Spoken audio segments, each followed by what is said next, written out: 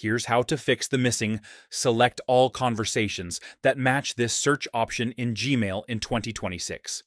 If this video helps, don't forget to like and subscribe for more quick Gmail tips. First, make sure you're using Gmail in a web browser like Chrome. This feature does not work correctly on the Gmail mobile app.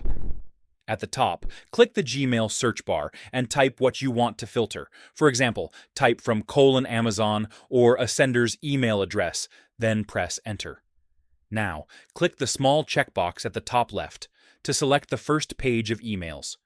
After doing that, look just above your emails.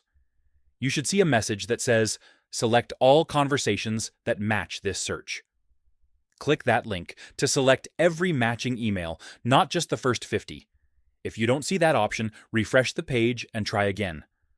Also, make sure you're not in a special folder like spam or trash. This feature works best in the primary inbox or all mail.